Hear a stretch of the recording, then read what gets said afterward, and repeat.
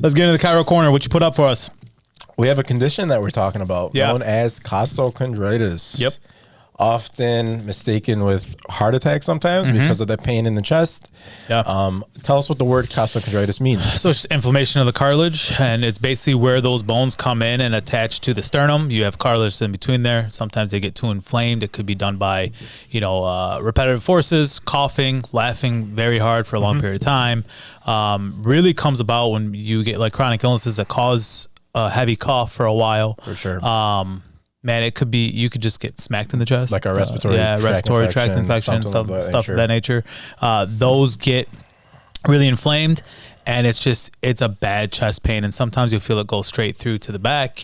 And sometimes it'll radiate around where those ribs are, but it's a majority of the time it's right within those ribs. Yeah. What's it feel like? So the picture that we found off Google, made by Very Well, not sure who that is, but very nice picture. Pain over the front of the upper chest, pain that worsens with a deep breath, pain that worsens with activity or touch, additional pain in the shoulder or arms. So I could see why I could simulate a heart attack because of that shoulder pain. Yeah. But why with movement? Or why with breathing? Explain. It's because the expansion of the chest. Anytime you inhale, when you're inhaling, you're decreasing the space of the chest. When you're exhaling, you're expanding out. Yeah. So you're expanding that chest, and those cartilage and the muscles and the bones. We're just expanding our chest. Yeah. Therefore, we're going to feel stretching of the cartilage and all in that area, and we're going to feel pain. So what else you got on here? How can someone end up with it? Yeah. So we went through that a little bit right now. Well, I think you hit all those points. I think what we didn't hit was just the physical strain. Yeah. When a lot of people, and I see this in the gym a lot, especially when they're doing chest, like they have the bar completely bounce off the chest instead of a nice steady down and explode up. Yeah. And I just see it like bouncing off the chest like a basketball.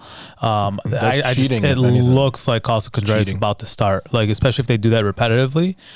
So that's one way that I always see. And then we talked about the respiratory tract infections regularly, severe coughing, stuff of that nature. What are some treatments? There's a couple. Typically people do medications to ease up the pain. Sometimes people use ice. On the internet, it says heat. I'm not a fan of heating something that's inflammatory. Explain why. Because inflammatory is already something that's heated up. So putting more heat to something that is already heated, no good. Chiropractic care, physical therapy. Chiropractic care, we'd handle with like modalities such as cold laser therapy, IFC, also like a TENS unit or something like that to manage the pain. The cousin of costochondritis, do you remember that? TT syndrome. TT syndrome is basically the same thing. Yeah. Well, it's like the first four, I believe. Okay, yeah. First four ribs. And like in school, I remember they used to always attach those together. Okay. The other thing is, let's get into ice and heat real quick. So with the ice and heat, why I don't like heat, especially for acute injuries.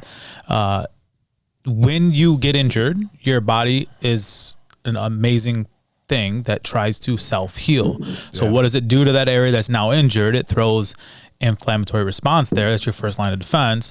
Histamine, water, oxygen, blood, everything starts rushing to that area to help support and help create this healing process. So if you go ahead and you heat that up, you're promoting inflammation even more with the heat.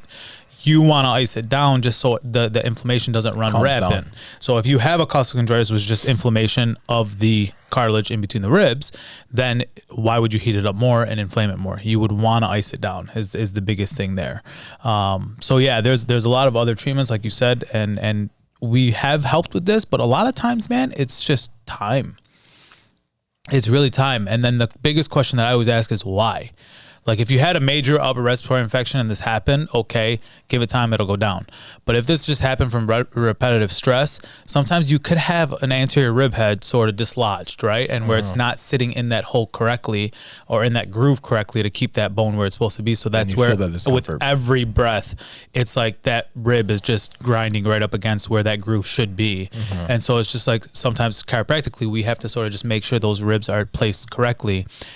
I hate getting super aggressive with it just because they completely expand. It's so simple, but so complex. Yeah, intercostal muscles. Yeah, you got all those, and you got floating ribs to deal with, and all that. Exactly. Lower. So that's a tough. That's area. Why with the adjustments, like we usually just do activator stuff with that. Like I don't do anything heavily with it by any means.